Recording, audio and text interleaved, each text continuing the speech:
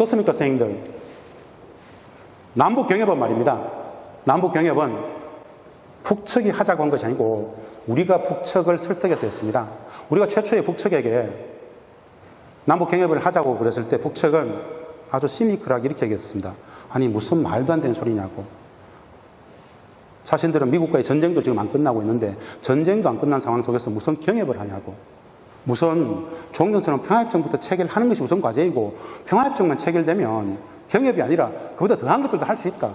지금 당면 과제는 전쟁 상태를 종식시키는 것, 평화협정 체결이야라고 얘기했었고요. 우리 입장에서는 조금 힘들었어요. 사실은 선생님들 아시다시피 휴전협정 체결은 미국과 북한, 중국이 했지 않습니까? 중국이 빠진다더라도 북한이 협정의 주인 당사자예요. 미국 입장에서는 선뜻 북측과의 평화협정 체결에 대해서 할 생각이 전혀 없어요. 그들을 설득하는 문제는 굉장히 오랜 시간이 걸리는 겁니다. 그래서 이렇게 얘기했습니다. 지금 당장 평화협정 체결이 어려우니까 남과 북이 우리가 당사자로서 경협을 통해서 신뢰를 높이 올려버리면 그 힘으로서 전쟁상태 종식도 가능하지 않겠는가라고 이야기를 했습니다. 그러다가 2000년 6.15 공동선언이 있었습니다. 6.15 공동선언에서 경협을 합의합니다. 통일 방안도 합의했었고 그 적대를 넘어서 불신을 넘어서 평화를 만들기 위해서는 경제협력이 필요하다고 합의했습니다. 2000년 6.15 공동선언이 있었기 때문에 그제서야 북측은 남북경협에 나왔습니다. 우리가 제안했고 북측은 6.15 공동선언에 근거해서 좋다.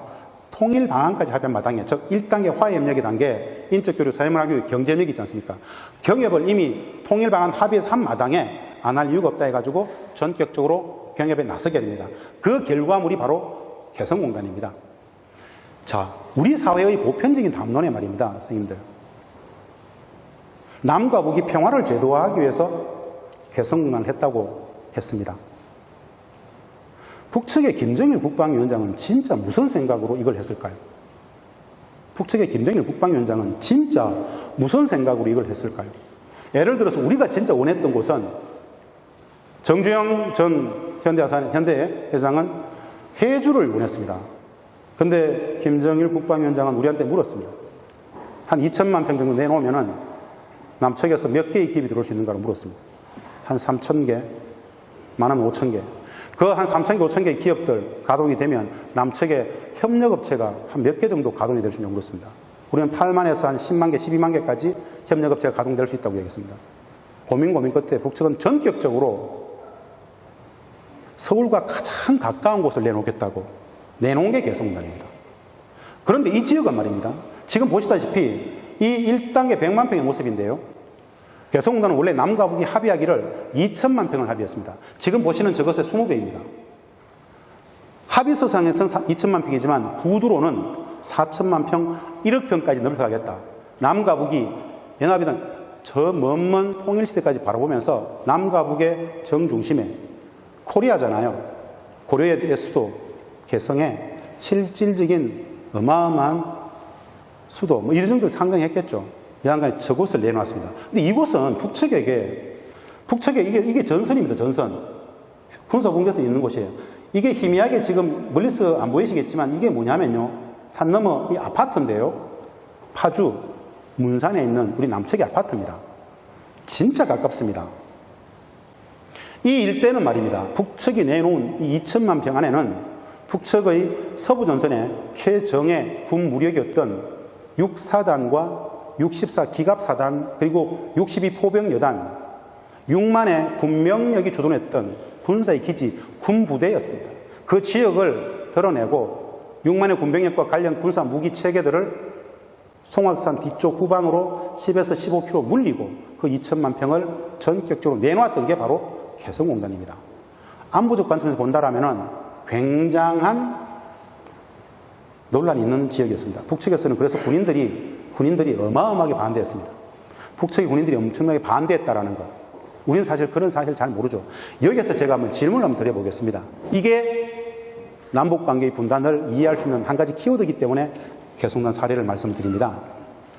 남측의 자본과 기술이 북측의 토지와 노동력이 만나가지고 평화도 제도화하고 경제 번영도 합시다.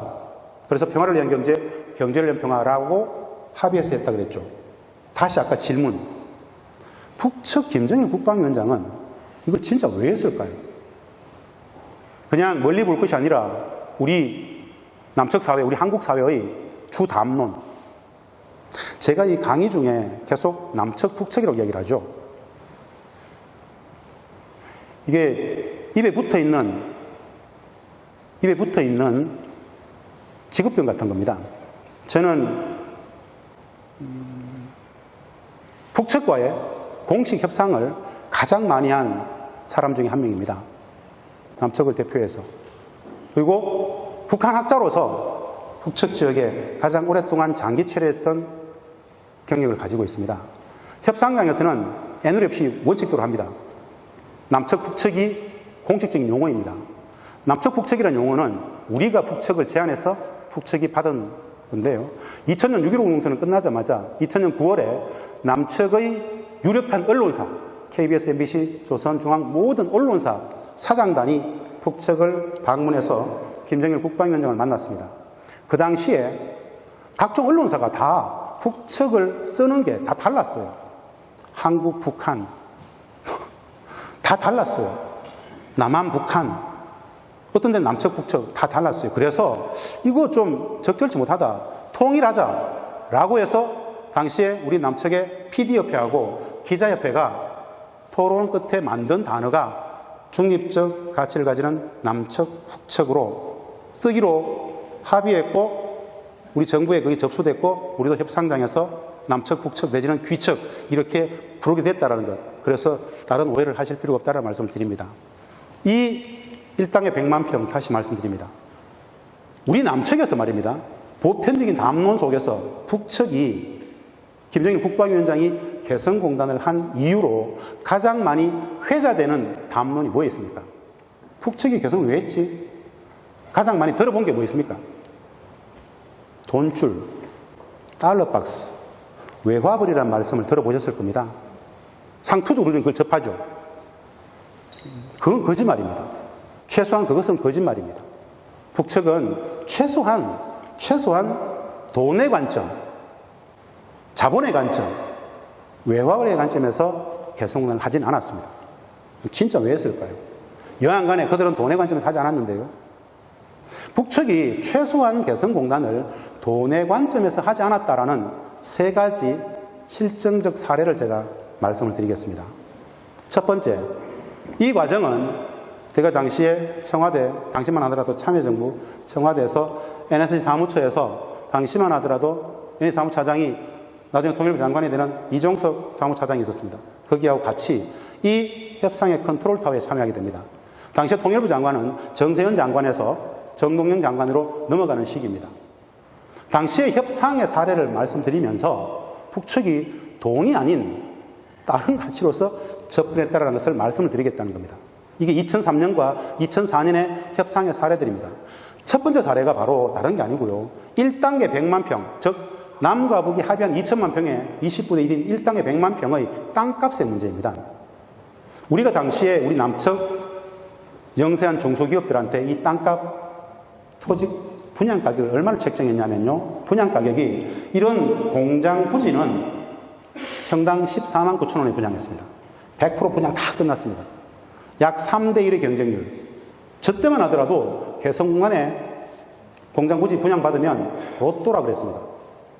우리 재단이 가지고 있는 이런 종합지원센터가 있습니다. 15층짜리 종합지원센터. 저런 상업용지는 평당 45만 원 이상이었습니다. 여하간에 1단계 100만 분양이 다 끝났습니다. 우리가 북측에 협상장에서 물었습니다.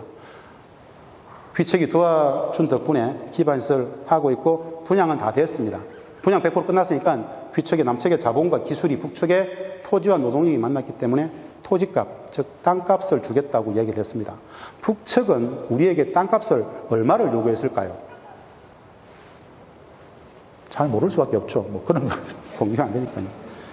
초기에 김정일 국방위원장의 구두 통지를 우리한테 했었습니다. 구두 통지는 이렇게 나옵니다. 우리는 개성공업지구를 6.15 공동선언의 정신에 입각하여 북과 남의 평화의 제도화를 위해서 특혜적 조치로서 내어놓은 것이다. 그냥 쓰면 된다라고 얘기를 합니다. 굉장히 혼란스러웠습니다. 남측의 자본과 기술이 북측의 토지와 노동력이 만나면 당연히 자본이 들어가야 되는데 그들은 땅값을 받지 않겠다. 우리는 이미 분양을 했는데 그럴 줄 알았으면 최초부터 분양 가격을 훨씬 낮출 수 있었지 않습니까? 애매한 상황이었어요. 그래서 우리가 역제를 합니다. 뒤측의 이 호의에 대해서 높이 평가를 한다. 그럼에도 불구하고 우리 대한민국 남측의 경제력이 뒤측의 수십 배인데, 그리고 우리는 기업들한테 분양금을 받았는데 이건 적절치 않은 것 같다. 상징적 수준에서라도 받아라. 상징적 수준에서 받으라고 그랬어요. 아주 아름다운 상황이지 않습니까? 남과 북이. 그래서 북측이 우리한테 제안했던 금액이 있습니다. 얼마를 제안했는가? 우리가 이 개성공단을 국제공단화 하려면 최소한 달러가 기축통화가 되어야 된다. 라고 달러를 기축통화로 하자고 제안을 했고, 북측은 아무런 문제가 없다. 달러로 기축통화 하자라고 합의가 되었어요. 그래서 북측이 제안했던 금액이 뭐냐? 기축통화 달러를 기준으로 남측의 그 역제에 대해서 다시 호의 높이 평가하면서 그러면 좋다. 달러를 기준으로 1제곱미터당 $1면 되겠는가? 이렇게 얘기했습니다. 그들은 1달러란 말을 잘 안 씁니다. $1, 1달러. 상징적 수준에서 받으라니까 상징적 수준에서 받은 거예요. 그걸 돈으로 줬을까요? 돈으로 주지 않았습니다. 현물로. 1당에 100만 평 안에 북측에 CIQ 같은 게 있습니다. 북측 CIQ 같은 거 지을 때 거기에 시멘트 같은 이런 현물로 가름했습니다. 첫 번째 사례입니다. 애초부터 북측은 개성공단을 소위 말하는 자본주의 경제의 가치인 돈중전적 사고로부터 출발하지 않았다라는 첫 번째 사례. 그런데 우리는 이곳을 퍼주기라고 합니다. 돈줄과 달러 박스라고 상식화 시켜서 이야기합니다. 무지가 악이 될 수 있는 상황입니다. 인식의 실패는 분석과 대책, 정책까지 실패시킨다고 그랬죠. 첫 좌절감이 거기서 나오는 겁니다. 여하간에 그들은 땅값을 1제곱미터당 $1로 퉁쳤습니다. 사실은 왜 제곱미터인가? 북측에서는 평 단위를 쓰지 않습니다. 그래서 1제곱미터당 $1로 퉁쳐서 했다는 것이고요. 두 번째 사례입니다. 북측이 개성공단을 돈의 관점에서 보지 않았다라는 외화벌이 달러 박스로 보지 않았다라는 두 번째 근거는 협상 과정에서 발생했던 북측 노동자들의 임금의 문제였습니다. 2004년 3월 점한 협상인데요. 우리는 단 한 번도 남북 경협을 못 해봤기 때문에 북측 노동자들에게 한 달에 달러 기준으로 얼마를 줘야 될지 기준이 없었습니다. 그래서 당시에 우리 통일부하고 산자부가 팀을 만들어가지고 베트남, 인도네시아, 중국의 시안까지 출장을 나갔습니다. 다 조사해 왔었습니다. 우리가 입주기업 시범단지 15개 업체 사장님들한테 질문도 했습니다. 사장님들은 뭐 중국에서 사업하시고 다 해봤지 않습니까? 개성공단의 북측 노동자들 달러 기준으로 한 달에 얼마면 최소한 중국보다는 경쟁력이 있을 것 같습니까? 라고 질문을 해봤습니다. 다양한 의견이 나왔어요. 사장님들이 어떻게 얘기했냐면요. 중국 공단하고는 이거 비교 자체가 안 된다. 이곳은 서울로부터 1시간 거리입니다. 물류가 진짜 짧아요. 1시간 거리에 있다라는 것. 일단 말이 통하잖아요. 북측 노동자들. 말, 민족적 정서, 감정이 똑같아요. 그리고 원부자재가 들어가고 완제품이 나올 때 세금이 없어요. 관세가 없습니다. 여러 다양한 조건을 봤을 때 중국하고는 이게 비교가 안 되지. 중국보다는 더 줄 수 있다고 얘기했어요. 그래서 얼마면 됩니까? 라고 했을 때 당시에 100불 내외 전기전자 기계금속 파트, 예를 들어서 뭐 삼성 스마트폰 이런 쪽에 들어가는 금도금이 있습니다. 이거 70%가 많을 때는 70%가 개성공단에서 나왔습니다. 주로 60% 이상이 의류봉제, 아주 영세한 의류봉제인데 굉장히 첨단 업종도 있었습니다. 나름 다양했는데 의류봉제 파트 100불 내외 정도가 나왔어요. 협상장에서 100불 내외 정도 협상하고 150불 안쪽으로만 우리는 타결하면 된다고 봤습니다. 북측은 얼마를 제안했을까요? 똑같은 상황의 맥락에 이해하시면 됩니다. 북측은 똑같이 구두 통지 비슷하게 우리한테 그렇게 읽었습니다. 우리는 이 개성공업지구를 6.15 공동선언의 정신에 입각해서 북과 남의 평화의 제도화를 위해서 특혜적 조치로 써내놓은 것입니다. 월 $50. 되겠습니다. 이렇게. 월 50달러면 얼마죠? 한 5만 5천 원 정도 됩니까? 우리는 땡큐, 감사합니다 하고 바로 서명했습니다. 그래서 북측 노동자들의 한 달 기본임금은 50불이었습니다. 50불 기본임금에 연장, 야근, 특근, 한 달에 일요일, 4일을 다 근무했을 때 실질적으로 그들이 받아갔던 임금이 얼마인가? 2004년 12월 전체 평균 임금 계산해 보니까 달러로 57불, 한화로 6만 3천 원을 가져갔습니다. 6만 3천 원이라는 실질 평균 임금은 퍼주기일까요? 포기일까요? 일당이 아닌 한 달입니다. 이것을 이야기할 수 있을까요? 민망하지 않습니까? 눈물 나지 않아요? 그걸 굳이 퍼주기라고 얘기해야 되겠습니까?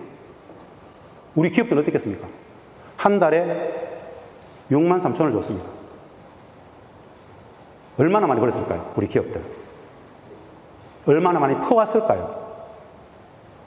비교할 수 없습니다. 계산 자체가 폭력적이에요. 그분들은 말입니다. 저는 그분들이라 그럽니다. 누구? 개성공단의 북측의 노동자들을 그분들이라 그럽니다. 왜? 남측 우리 한국 경제에 기여한 바가 어마어마하게 크기 때문에. 북측 노동자들은 말입니다. 우리 남측의 사장님들이 가장 좋아하는 게 있어요. 이런 임금이 아닙니다. 진짜 좋아하는 것. 그들은 직장을 옮기지 않습니다. 이직을 하지 않아요. 이직을 하지 않으면 어떤 일이 발생하는지 아십니까? 고품질을 만드는 숙련 노동자가 됩니다. 남측의 동대문에서 만드는 것보다 더 큰 고퀄리티를 보장해버려요. 그런데 초기에 그들은 한 달에 6만 3천 원을 받았어요. 퍼주기일까요? 포기일까요? 말하면 민망하죠. 왜 우리는 퍼주기라 그럴까요? 6만 3천 원을 받은 걸 알았을까요? 무지가 다시 악이 되는 경우입니다. 우리는 그들이 얼마를 받았는지도 모르고 그냥 대충 그랬겠지. 한번 여쭤보겠습니다. 한 달에 6만 3천 원을 줬으면 4인 가족이 먹고 살 수 있을까요? 이런 고민들을 하지 않습니다. 그냥 경협 저거 해봐야 저거 북측 뭐 그런 얘기를 하죠. 그들 살이나 찌운다라는 식의 하지 않습니까? 세 번째 논거는 이런 겁니다. 5만 5천 명의 북측의 노동자가 근무했습니다. 5만 5천 명이 있었습니다. 개성공업주 법상 이 50불 기본임금은 말입니다. 매년 7월 달에 협상을 해가지고 그 다음 해의 기본임금을 올릴 수 있게 만들어 놨습니다. 우리가 아주 강하게 제안을 해가지고 이 개성공단이 안정적으로 지속 가능하기 위해서는 1년에 아무리 많이 올려도 임금 상한율 5% 이상은 못 올리게 만들어 놨습니다. 임금 상한율 5%다 묶었어요. 그래도 매년 5%는 올릴 수 있지 않습니까? 근데 2004년, 2005년, 2006년 초기 3년간 그들은 임금을 동결했습니다. 다시 한번 여쭤보겠습니다. 북측은 개성공단을 왜 했을까요? 돈줄, 달러박스, 외화벌이라는 말들은 왜 우리 사회의 주류 담론이 되었을까요? 지금도 퍼주기라 그러고 돈줄, 달러박스, 외화벌이라고 얘기합니다. 북측이 최초로 기본임금 좀 올려주세요라고 했던 해가 2007년도입니다. 그때부터는 매년 5%씩 올려달라고 했습니다. 그래서 2007년, 8년, 9년 쭉 올려줘가지고 5%씩 올려줘가지고 우리가 가장 많이 북측 노동자들에게 임금을 지급했던 게 가장 많이 줬던 게 2015년 12월 달입니다. 50불의 기본임금이 5%씩 계속 올라가가지고 73불이 되었습니다. 약 8만 원 정도 됩니다. 거기에 연장, 야근, 특근, 직책수당 이런 거 다 포함하면 한 15만 원 내외 정도를 받았습니다. 15만 원 내외. 이렇게 생각해 보십시오. 이 대한민국에 들어와 있는 외국인 노동자 한 명을 데리고 쓸 수 있으면 개성공단에서는 북측의 노동자 13명, 15명 정도를 쓸 수 있습니다. 그런데 이 북측 노동자 한 명은 남측의 우리 노동자가 일하는 것보다 더 고퀄리티를 담보합니다. 그래서 개성공단의 경제적 경쟁력은요, 전 세계적으로 가장 최고의 경쟁력을 담보합니다. 압도적인 경쟁력을 담보합니다. 이직을 하지 않잖아요. 그 많은 조건들, 그래서 우리는 그 공단을 5만 5천 명과 남측의 노동자들 많을 땐 3,000명, 적을 땐 1,000명, 약 6만이 함께 생활했던 14년을 이미 평화를 만들었던 시기로 봅니다. 이미 통일을 만들었던 시기로 보고, 경제적으로는 말할 수 없을 정도의 어마어마한 부가가치를 창출했던 시기로 압니다. 평화도, 경제적 부가가치도, 그거면 평화와 번영이 다 담보되지 않습니까?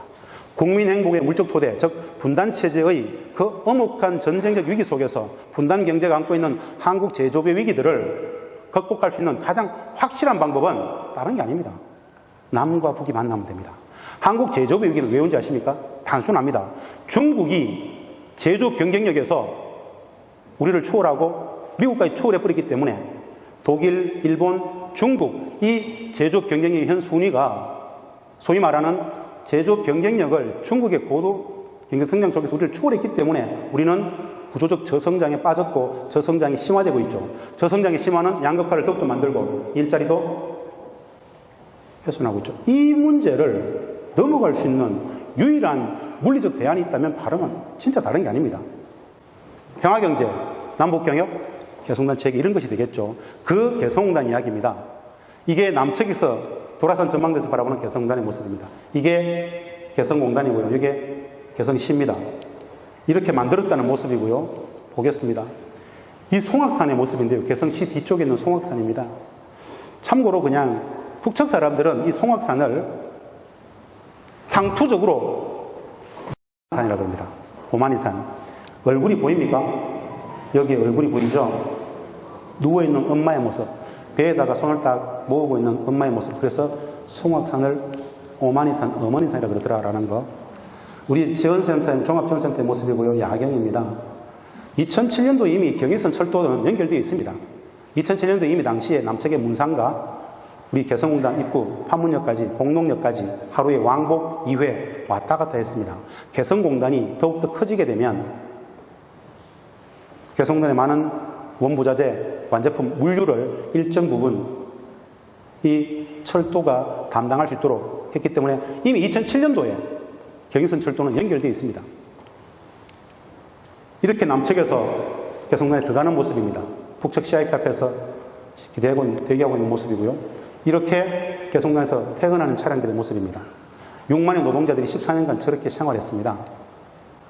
휴전선을 넘을 때마다 북측을 등할 때마다 남과 북의 서슬퍼런 군인들이 험상궂은 눈빛으로 상대방을 응시하고 적의감을 가지고 있죠. 우리는 그곳을 6만의 노동자들은 왔다 갔다 매일같이 14년간 그 전쟁의 엄혹한 군사적 긴장들을 평화의 봄기운으로 만들고자 했던 시간이 14년이었습니다. 그 가치들은 아무도 잘 평가를 하지 않습니다. 중요한 건 경제적 가치겠죠. 이렇게 차량 심사하고요. 인원 심사 이렇게 합니다. 여느 공단하고 똑같습니다. 우리 재단 관리위원회가 운영했던 북측 노동자 전체 출퇴근 버스입니다. 이렇게 자전거로 출퇴근했던 북측 노동자 한 3,000명 정도 됐습니다. 개성시, 개풍군, 장풍군, 판문군 일대에서 1시간 반, 2시간 출퇴근 거리에 가용하신 노동력은 다 들어와 있었습니다. 다 들어와 있습니다. 우리 기업 사장님들은요, 무조건 고용하려고 했습니다. 고용만 하면 돈이잖아요. 한 명이라도 더 고용하면 더 큰 부가가치를, 고용이 돈입니다. 맞는 이야기입니다. 그래서 개성공단에는 특별히 선발한 사람만 오지 않습니다. 가용할 수 있는 노동력 이외에도 적절하지 않은 노동력들, 나이가 엄청나게 많다라든가 장애가 조금 있더라도 그런 사람밖에 없다 그러면 괜찮다고 데리고 오라고. 63,000원이면 되는데 데리고 오라고. 하다못해 우리 회사 마당에 하루에 휴지 한 장을 줍더라도 데리고 오라고. 이 말씀을 제가 왜 드리는가? 진짜 이상하지 않아요? 왜 개성공단의 북측 노동자들은 다 특별히 선발한 사람만 온다 하더라 라는 거짓들이 왜 그렇게 돌아다닐까요? 진짜 한가하지 않아요. 왜 그런 얘기를 해야 될까요? 누가 그런 이야기를 만들어낼까요? 여하간 간에 그냥 다 들어와 있었습니다. 속된 말로 어중이 떠중이 다 들어와 있었어요. 어떻게 하겠습니까? 대충 일 맡기고 그래도 돈이 벌리니까 그렇게 했다라는 것이고요. 예, 북측 노동자 일하던 모습이고요. 남측에서 유통되어지는 전체 얼규의 30%, 학생들 교복 같은 거, 전체 남측에서 유통되어지는 속옷의 70%가 개성에서 나왔습니다. 우리 남측에서 고생하시는 소방대원들, 소방복 같은 것도 한때는 북측 노동자들이 만들었습니다. 그런 시기가 있었다는 이야기입니다. 예, 남과 북이 일을 합니다. 5만 5천 명의 북측 노동자들과 남측이 같이 일을 합니다. 저들이 평화를 이야기하고 통일을 이야기할까요? 하지 않습니다. 정치 이야기하지 않습니다. 그냥 생산만 합니다. 그런데 신압으로 너무너무 친해져 있습니다. 저기 들어간 남측의 입주기업 주재원분들이 북측을 이해하고 들어갔을까요? 아닙니다. 그냥 남측의 본사에서 인사발령 내면 가는 겁니다. 가봤는데 어떤 일이 발생했을까요? 본인들이 알고 있었던 북한은 거기 없었습니다. 어떻게 하시겠습니까? 우리들이 알고 있는 북한 있잖아요. 그런 거. 근데 가서 보는데 이놈도 이야기해보고 저놈도 이야기 다 똑같이 해보는데 5년 살아보고 10년 살아봤는데 야, 진짜 분단이 뭐였을까? 분단이 왜 이렇게 가렸을까? 이들을 왜 이렇게 왜곡했을까? 그걸 직접 마주하게 됩니다. 이론이 필요 없어요. 책이 필요 없어요. 누구의 강연도 필요 없습니다. 만나보셔야 됩니다. 만나봐야 됩니다. 백문이 불여일견이다. 만나봐라. 이설을 달지 말고 그냥 좋은 계기가 되거든. 한번 가서 만나봐라. 여행해봐라. 그 말밖에 제가 지금 드릴 말씀이 없는데요. 다르죠. 기존에 알고 있었던 그 북, 전혀 다른 북을 만날 수 있습니다. 사람과 사람 간에 느껴지는 기라는 게 있죠. 그들이 우리를 어떻게 생각하는지, 적으로 생각하는지, 미워하는지, 호감이 있는지, 지고지순한 동포로 생각하는지. 그냥 보편적으로 북측 사람들은 말입니다. 보편적으로 북측 사람들은 거의 대부분 정이 많고 눈물이 많습니다. 거의 보편적으로 그렇습니다. 혹시 사랑의 불시착 보십니까? 참 엄청난 거죠. 그런 드라마가 방영될 수 있다는 것도 엄청난 시대 변화지 않습니까? 북측의 일상을 군인들이 뭐든 하여튼 조금 코믹하긴 하지만 봤잖아요. 어떨 것 같습니까? 그 사랑의 불시착은 저는 왜 대단하다 그러냐? 대한민국의 수많은 학자들, 북한 학자들, 수많은 정치인보다도 그 드라마 하나가 그렇게 많은 인식을, 작가들은 대단하죠. 한번 제가 여쭤보겠습니다. 북한 제재와 연구에 대한 학자로서, 그리고 일상을 그 속에 살았던 학자로서 한번 여쭤보겠습니다. 거기에 묘사되어지는 북측 그 모습들이 진짜 그럴까요? 그보다는 더 심각할까요? 그보다 더 느슨할까요? 모르겠죠. 가보십시오. 진짜 제가 어떤 답변을 드리더라도 믿을 수 없습니다. 꼭 그게 본 게 그 기준으로 저건 너무 미화한 거 아니야? 라는 것에서 더 가혹한 상황일까요? 더 느슨한 상황일까요? 꼭 저는 답변을 드리지 않겠습니다. 꼭 경험해 보십시오. 꼭 경험해 보십시오. 북측 사람들이 만약에 그 드라마를 보면 100% 어마어마하게 분노할 겁니다. 북측은 엄청 분노할 겁니다. 왜 분노할까요, 그들은? 그들을 묘사한 것이 너무 가혹하다고 생각할 겁니다. 그들은 그렇게 판단할 거예요. 그런데 우리 대부분 국민들은 어떤 생각이 아세요? 너무 미화했다고 이야기합니다. 이 간극이 분단체제입니다. 개성공단에 근무하는 남측 주재원들은 똑같은 현상을 겪게 됩니다. 북을 몰랐는데 개성 본사에서 인사발령돼서 갔습니다. 가서 한 3개월 있다가 남측 서울에서 친구들 만났습니다. 술을 한잔 합니다. 야, 너 개성 갔다며? 북측어들 어떻더노? 대화를 하기 시작합니다. 토닥토닥 싸웁니다. 왜? 이 사람은 개성 가서 보고 있는 대로 이야기했을 뿐인데 남측의 친구들은 이 새끼 이거 지금 가가지고 물 들어가지고 이거 이 새끼 이상한 소리 안 해. 빨갱이 다 됐네. 이런 말을 농담 삼아 합니다. 이 사람이 살짝 상처가 있습니다. 다시 들어가서 있다가 6개월 후에 만났습니다. 대판 싸웁니다. 내려와서 친구들하고 이야기하면 왜? 자기는 본대로 이야기하는데 대화가 될까요? 대화 안 됩니다. 그래서 개성에 근무했던 남측 주재원들은 대부분 시간이 지나면 서울에 나와서도 개성공단에 있었던 남측 주재원들끼리 모여서 술 마십니다. 왜?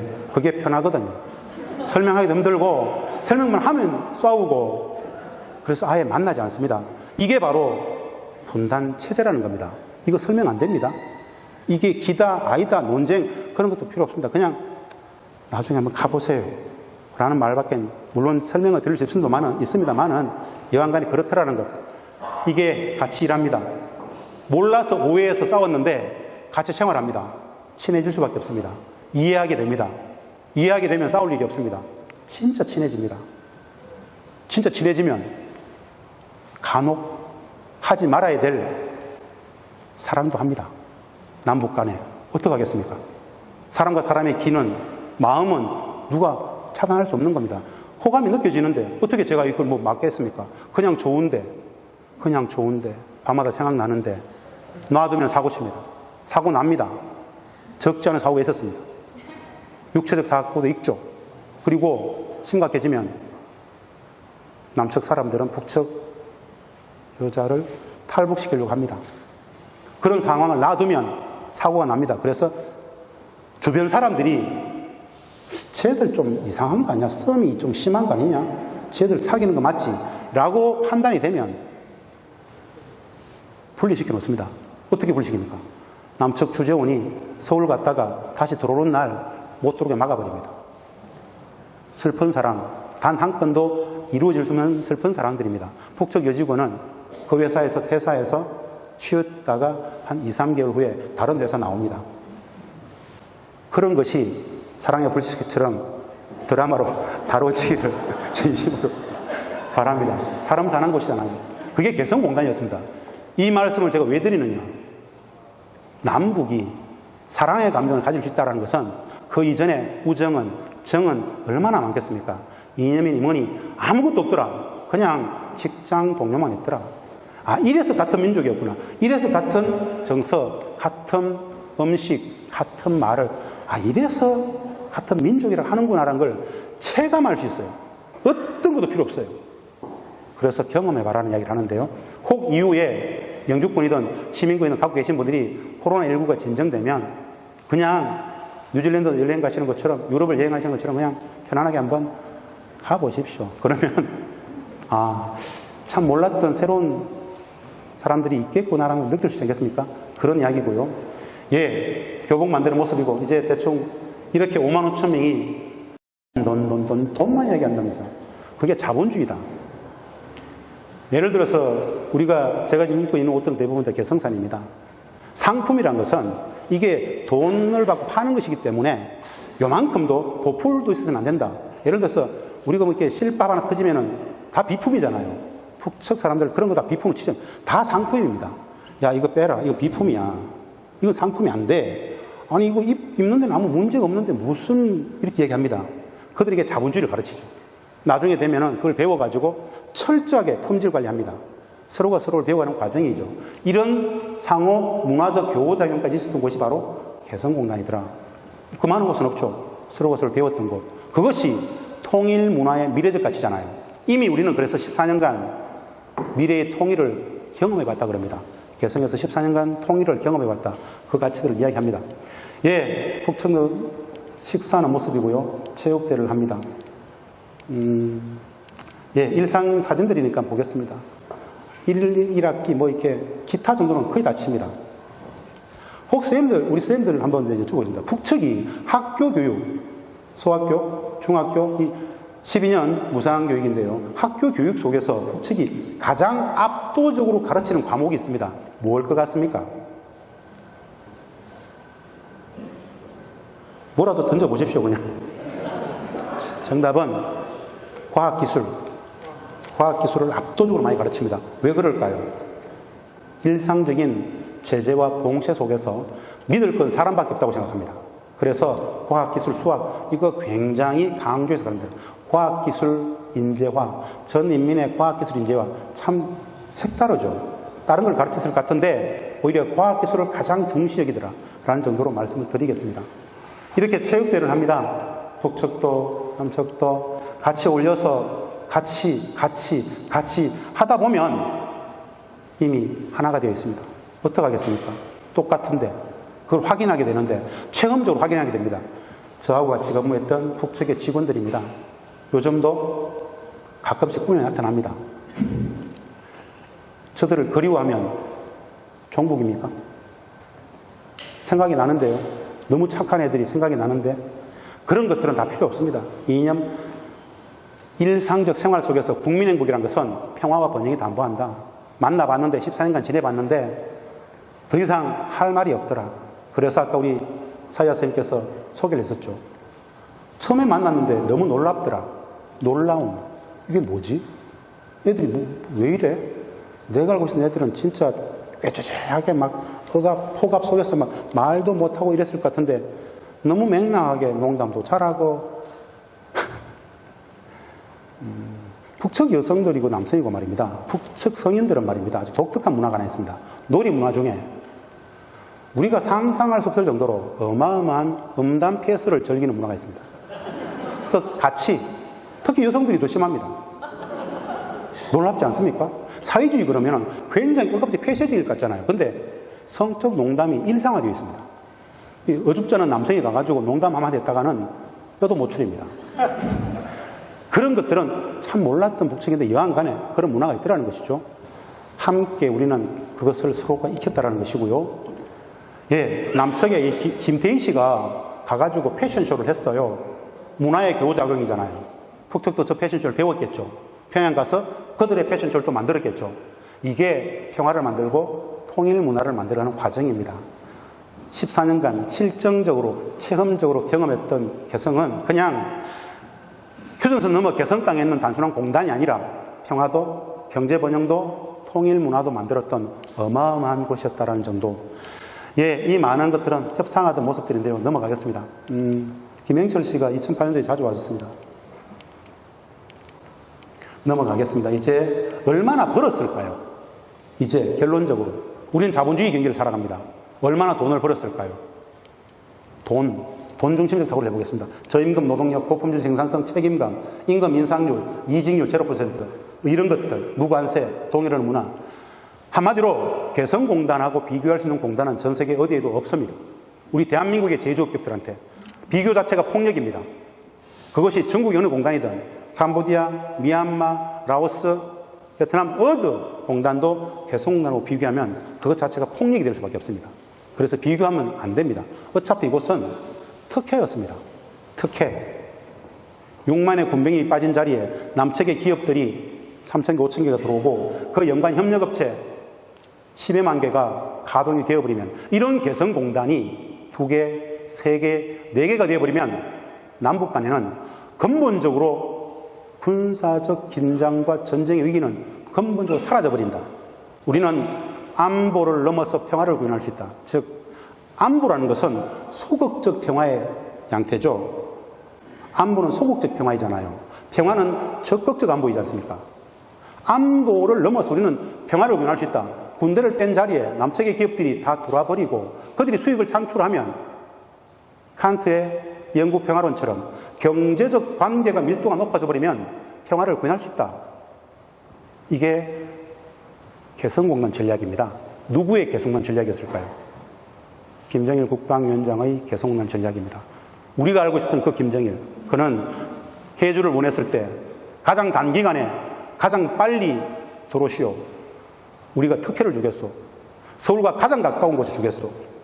2007년 14선언에 말입니다. 우리 대통령, 노무현 대통령과 김정일 국방위원장의 이 정상회담록, 대화록이 있습니다. 여기에 보면 이렇게 나옵니다. 김정일 국방위원장은 노무현 대통령께 강하게 항의를 합니다. 아니 대통령님, 우리가 이러려고 개성공단을 이러려고 6만의 군병력을 뺀 게 아닙니다. 속도가 너무 늦습니다. 우리가 특혜를 줬을 때는 단기간에 많은 기업들이 들어올 줄 알았는데 이런 속도로 언제 다 들어오겠습니까? 2003년 착공하고 2004년도에 첫 제품이 나왔으면 5년, 6년, 7년 되면 최소한 1000개 이상의 기업은 들어올 거라고 봤는데 2007년 10월 당시에 100여 개밖에 없었습니다. 그래서 우리는 이렇게 얘기했습니다. 정부가 기업들한테 들어가라 마라 말을 할 수가 없다. 시장 경제의 원리는 그 판단, 입주기업, 즉 분양받은 기업들이 판단하는 데 따라서 시점을 할 수 있을지 정부가 어려울 수 없다 하니까 김정일 국방위원장은 정부가 특혜를 줘서라도 좀 빨리 들여다보내야 되지 않겠느냐고 얘기합니다. 우리 대통령께서 어떻게 얘기했냐면요. 개성공단 기업들한테만 특혜를 주면 남측의 모든 중소기업들한테는 역차별이 됩니다. 그럴 수 없습니다. 이렇게 얘기를 해요. 여하간 간에 좀 속도를 내달라고 이야기합니다. 1000개, 2000개가 넘어가야 물리적인 안전장치가 될 수 있다고 봤겠죠. 그래서 사실은 내려올 때 우리 마음이 진짜 무거웠습니다. 속도를 빨리 그 이전에 못 냈던 것에 대해서 그 이야기입니다. 이 돈의 이야기는요, 이 도표들은 뭐냐면요, 1대30 효과는 한마디로 그렇게 기억하십시오. 개성공단에 1을 투자하면 최종 생산물의 최종 소비자 가격입니다. GDP 기준으로 30배를 가져옵니다. 최종 생산물의 최종 소비자 가격 기준으로 1을 투자하면 30을 가져옵니다. 예를 들어서 개성공단 대체공단은 전 세계 어디에도 없다. 개성에서 돈을 못 벌면 이미 그것은 기업이 아니다. 저 두 문장은 개성에서 일하셨던 남측의 우리 입주기업 사장님들께서 늘 하셨던 말씀이라는 걸 꼭 기억하십시오. 아, 경제적으로 저만한 곳은 없구나. 어차피 특혜였다. 이건 인식하실 필요가 있을 것 같습니다. 예, 압도적 포기라는 말씀 드렸고요. 10개의 기업을 평균 내봤습니다. 10개의 기업 평균 내봤습니다. 개성에서 1억 원어치를 생산하는데, 임가공 단가 1억 원어치 생산하는데, 북측에 전달된 현금은 평균 570만 원이 됩니다. 남측에서 똑같은 조건을 사면 1억 원을 생산하는데 8,300만 원이 들어갑니다. 15분의 1 비용으로 만들 수 있습니다. 그래서 비교하면 안 됩니다. 폭력적이죠. 마찬가지 베트남보다 개성은 최소한 5배는 더 법니다. 이런 이야기를 개성공단이 정상적으로 가동되던 시기를 상정해 주십시오. 최근에 개성공단이 2016년 닫히고 나서 말입니다. 우리 남측 개성공단 기업들이 가장 많이 나간 곳이 베트남입니다. 나간 지 3년 정도 됩니다. 그 기업들, 그곳에서 열심히 이미 정착이 잘 된 기업들도 있고 쭉 있는데요. 평균 한번 물어봅니다. 개성공단에 있을 때하고 한번 비교해 보시면 어떻습니까? 뭐 물류가 한 20일 걸리고 15일 걸리고 뭐 그런 걸 떠나서 그냥 n분의 1 대충 계산해 보면은 한 5배 이런 이야기를 합니다. 이 데이터는 공단이 닫히기 전에 개성공단 입주기업하고 당시에 베트남에 있었던 기업하고 비교했었던 그 자료인데요. 여하간 간에 정상적으로 남북관계가 좋고 정상적으로 가동만 된다면 이 정도가 어마어마하다라는 정도로 말씀을 드리겠습니다. 예, 이 데이터들은 더 이상 뭐 길게 설명하지 않겠습니다. 제가 말씀드렸죠. 개성공단의 한국 제조업 위기는 물리적으로 평화경제, 남북경협을 통해서 극복해 가자. 우리는 14년간 개성에서 이미 그것을 반증했다. 개성공단의 방식, 남북경협을 하면 중국의 제조업 경쟁력을 다시 추월할 수 있고 우리가 창출할 수 있다라는 말씀을 드리는 거고요. 이 사진을 대충 이제 보면서 끝내야 되는데요. 혹시 선생님들 에곤 바르라고 들어보셨습니까? 독일 통일을 떠올릴 때 빌리 브란트의 동방정책을 다들 기억하실 겁니다. 그 빌리 브란트의 동방정책을 만들었던 사람이 에곤 바르입니다. 이 에곤 바르는 독일 통일의 전략을 짰던 책사예요. 2005년도에 개성공단을 저 에곤 바르는 저렇게 평가했습니다. 나도 독일 통일발 설계 위반했지만 이런 방식은 상상조차 못했다. 어마어마하다. 당신들은 어떻게 이런 방식을 생각했느냐. 우리 독일도 인적 교류, 사회문화 교류밖에 못했는데 당신들은 자본주의가 사회주의와 경협을 할 생각을 했다. 이 개성공단 방식을 2개, 3개, 4개 하다 보면 이미 평화가 경제 통일이 와 있을 것이고 궁극적 통일도 이걸로 나오겠다. 독일 통일의 주역이었던 에곤 바르가 저 어마어마한 개성공단을 이야기했는데요. 저 에곤 바르 입장에서 이야기하는 개성공단은 말입니다. 개성에 있는 공단이 아닙니다. 남북 경협의 상징적 단어를 개성공단으로 치환하고 있습니다. 그렇다면 우리 국민들이 모르고 있었던 저 개성공단, 남북경협, 평화경제의 폭발성과 평화의 가치, 통일의 가치들까지 같이 담보할 수 있겠죠. 저 가치만, 이 가치만 온전히 제대로 안다라면은 저렇게 닫혀진 상태를 매일같이 방치하고 있지는 않을 것이다. 국민들이 제대로 알면 열으라고 하지 않겠습니까? 국민들의 압도적 지지론이 열으라 그러면 개성공단도 열리지 않겠는가라는 정도의 말씀을 드리면서 제 강의 마치겠습니다. 고맙습니다. 감사합니다.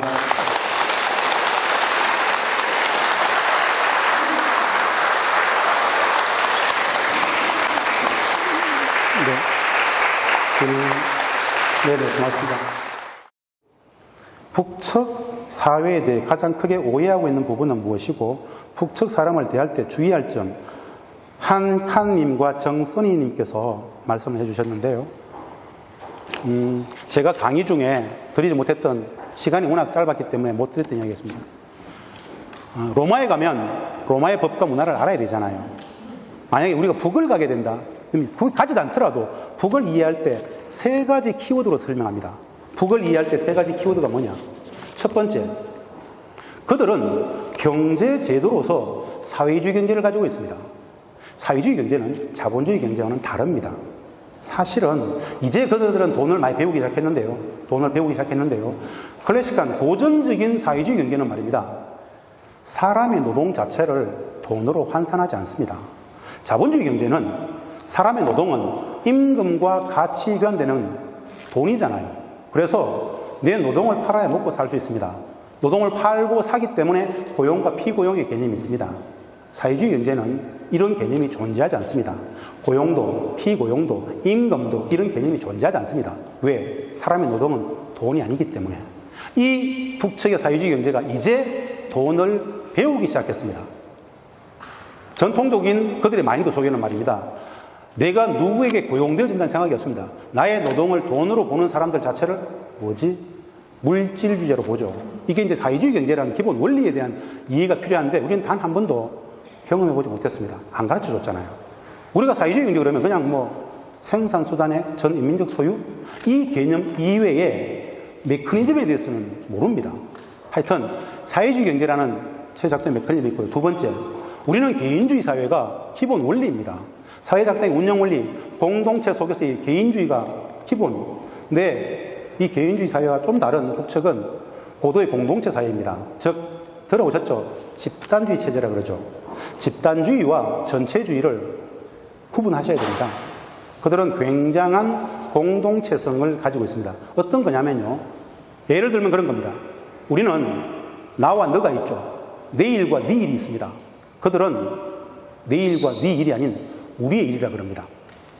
사회주의 대가정, 한마을, 이건 직접 경험해 보셔야 됩니다.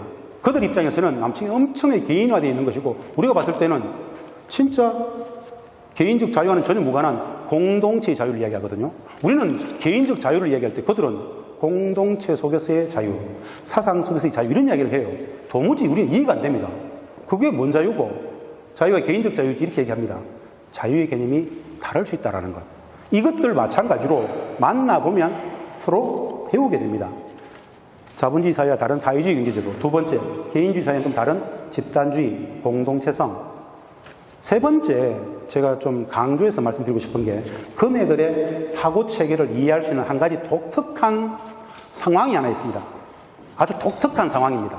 북측 체제를 이해할 때, 북측의 국가 전략을 이해할 때 독특한 사고가 하나 있습니다. 뭐냐? 그들은 말입니다. 이 사회주의 경제와 고도의 집단주의 체제를 압도하는 특징인데요. 환경입니다. 환경이 뭐냐?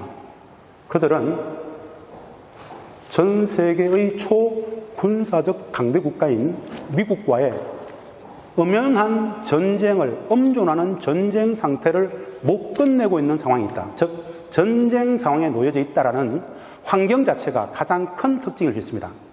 무슨 뜻이냐? 2차 세계대전이 끝났습니다. 70년이 지났습니다. 75년이 지났습니다.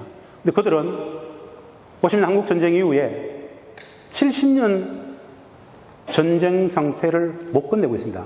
그들에게 이 전쟁의 상대방은 누구냐? 엄존하는 질서로서 말씀드리면 우리 남측이 아닙니다. 그들에게는 휴전협정의 주인 당사자가 미국과 북한, 중국, 미국이기 때문에 미국과의 전쟁을 못 끝내고 있는 상황. 그 어떤 상황이냐? 그들은 언제든지 미국으로부터 맞을 수 있다라는 노이로제 같은 트라우마가 있습니다. 언제든지 자신들은 미국한테 한 방 맞을 수 있어. 예를 들어서 리비아처럼, 아프가니스탄처럼, 이라크처럼, 얼마 전에 이란의 술레이마니처럼 언제든지 맞을 수 있다는 이 상황은 뭐냐? 휴전협정은 말입니다. 국제법적으로 전쟁 중인 상황입니다. 국제법적으로 전쟁 중인 상황은 어떤 것이냐? 미국과 북한, 북한과 미국은 말입니다. 사전, 선전 포고 없이 상대방을 때릴 수 있는 체제입니다. 이게 휴전협정입니다. 극단적인 불안정성이 항존하는 것이 바로 휴전협정의 분단체제라는 겁니다. 자, 북측에게 미국은 전 세계의 군사적 패권 국가입니다. 약자는 늘 언제든 맞을 수 있다고 생각하기 때문에 이 전쟁 상황 속에서 국가 전략을 짤 때 무슨 정책을 내놓을 때 무슨 전략을 짤 때 가장 먼저 생각하는 게 이 전략이 이 정책이 혹 미국으로부터 공격받을 수 있는 그 상황과 어떻게 연계될까를 가장 먼저 생각합니다. 우리는 이런 거에 대해서 전혀 생각해 본 적이 없습니다. 무슨 말도 안 되는 소리야. 지들이 도발하지 않으면 어떤 전쟁도 없는데 무슨 말 같지 않은 상황이야. 라는 것이 우리의 인식이고요. 그들은 휴전협정 속에서, 분단체제 속에서 일상적으로 미국으로부터 맞을 수 있다라는 그 전쟁적 상황에 놓여 있다는 환경 자체가 북측 사회를 이해할 수 있는 또 다른 큰 특징이다. 이 세 가지, 전쟁 상황, 사회주의 경제, 그리고 공동체는 고도의 집단 체제, 이 세 가지 키워드가 북측을 이해할 수 있는 키워드다. 그것 이외에 뭐 다른 게 있겠지만 그 정도만 이해하셔도 독특하게 참 엄혹한 삶을 살고 있구나. 북측은 비정상 국가입니다. 왜 비정상 국가이냐? 이 비정상이라는 이야기는 전쟁을 못 끝내고 있기 때문에 비정상입니다. 전쟁을 못 끝내고 있기 때문에. 그래서 북측은 일관되게 미국에게 요구하는 게 있습니다. 제발 좀 종전선언 좀 하자. 제발 평화협정 체결 좀 하자. 종전선언 평화협정을 해야 무엇을 받을 수 있습니까? 미국은 북에 대한 제재를 합니다. 제재를 하잖아요. 왜 제재할까요? 적성국가잖아요. 전쟁을 안 끝내고 있는 상대방은 적국이에요. 적국이기 때문에 제재를 하는 겁니다. 최소한 그런 경제 제재로부터 북측이 자유로워지려면 최소한 미국과 종전선언 평화협정 체결 정도는 해야 이 제재로부터 자유로워질 수 있다고 봅니다. 그런데 70년 분단체제가 그렇게 호락호락하지 않다라는 정도의 말씀을 이 선생님의 질문을 통해서 제가 세 가지 특징을 말씀을 드렸습니다. 우리 평통위원님께서 주신 것 같습니다. 개성 금강산 재개 중요성 진짜 중요한데 한국 내 지지도 진짜 중요하지만 한반도 항구적 평화의 관점에서 접근한다면 국제사회의 공감대가 반드시 병행돼야 한다. 우선적으로 해외 평통을 비롯해 해외 한인사회, 국제사회 사회 지지 여론 조성을 위해 어떤 일을 해주시기를 바라시는지요. 진짜 고맙고 감사한 말씀입니다. 이분께 진짜 감사한데요. 관심을 가져주십시오. 오늘 개성단의 저 가치에 대해서 주변 분들하고 공유해 주십시오. 공단의 가치를 안다면 공단을 못 열고 있는 매일매일이 정책 실패의 매일매일이다. 저는 국정농단의 과정 속에서 그렇게 바뀌었다라는 걸 강조하지 않겠습니다. 저 어마어마한 것을 못 열고 있는 매일매일이 똑같은 정책 실패의 과정이다. 공단의 가치만 제대로 안다면 국민들이 열어라 그러지 않겠습니까? 남북관계가 좋을 때는 개성단 재개 찬성 여론이 69%까지 갑니다. 참 좋았을 때, 그때 열었으면 참 좋았을 텐데요. 지금 개성단 재개 여론 55%밖에 안 됩니다. 국민들로부터 지지를 어느 정도 받아야 한미 간의 협상이 가능하지 않겠습니까? 제일 중요한 것은 저는 개성공단의 이 평화적 경제적 가치에 대한 국민적 이해, 이 해외 평통이라든가 교민사회의 역할, 지지 여론이 근본적으로 바꿀 수 있는 가장 큰 자양분이 된다는 정도로 말씀드리겠습니다. 진심으로 이 질문 고맙습니다. 하고 싶은 말씀인데.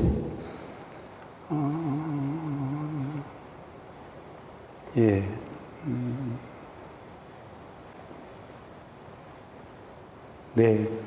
이 선생님께서는 이 개성단의 이런 가치들이 왜 지금까지 이렇게 안 알려져 있느냐, 이런 이야기입니다. 열심히 좀 해라. 제가 그것을 그렇게 설명합니다. 그래서 분단을 체제라 그러고 구조라 그러고 분단 문화라 그런다. 분단은 진짜 호락호락한 것이 아니다. 70년 분단은 공짜가 아니다. 그 70년 세월 동안 최초의 분단이 성립되어졌던 것처럼 국제정책 패권주의 선거 외세가 그 분단을 만들었던 것처럼 유지되는 과정도 그 미일 중러 4국은 단순히 팔짱 끼고 한반도의 통일을 원하지 않는 것이 아니라 적극적으로 개입해서라도 분단체제를 유지하려고 한다. 그것을, 그 본질을 우리 국민들이 제대로 아는 과정, 우리의 언론들이 그것을 간파하는 과정, 이 모두가 모여졌을 때 사실은 저는 이 개성에 대해서 책도 쓰고 방송도 자주 나가고 어마어마하게 활동을 합니다. 이렇게. 근데 매일같이 분단 언론은 개성공단을 퍼주기로 여전히 씁니다. 왜 그럴까요? 몰라서, 의도, 무지, 여러 가지가 있겠죠. 힘겨운 과정이 바로, 이 말도 안 되는 과정이 바로 체제로서 분단 체제라고 한다. 이 분단 체제의 본질에 대해서 많은 이해가 있으면 좋겠다. 그리고 이 질문을 해주신 선생님, 많이 설명해 주십시오. 진심으로 부탁을 드립니다. 마지막 질문인 것 같습니다.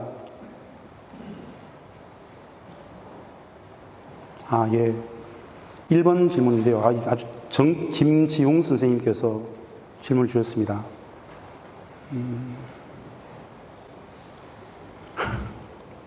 세 가지 질문했습니다. 근데 아주 다 아름다운 질문들입니다.